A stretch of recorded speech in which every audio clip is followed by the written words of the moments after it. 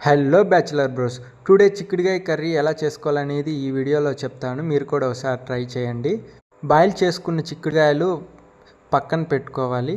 ఒక కడాయిలోకి ఆయిల్ వేసుకొని వేడెక్కిన తర్వాత జీలకర్ర, ఆవాలు, మెంతులు వేసి లైట్గా వేగిన తర్వాత కరివేపాకు, ఎర్రగడ్డ వేసి లైట్గా వేగిన తర్వాత టమాటా వేసుకొని కొద్దిగా సాల్ట్ వేసి బాగా వేగించుకోవాలి. ఆల్రెడీ స్మాష్ చేసి పెట్టుకున్న గార్లిక్ పేస్ట్ అనేది వేసుకొని వేగించుకున్న తర్వాత బాయిల్ చేసుకున్న చిక్కుడుకాయ ముక్కలు వేసుకొని వేగించుకోవాలి. తర్వాత గ్రౌండ్నట్ పౌడర్ వేసుకోవాలి.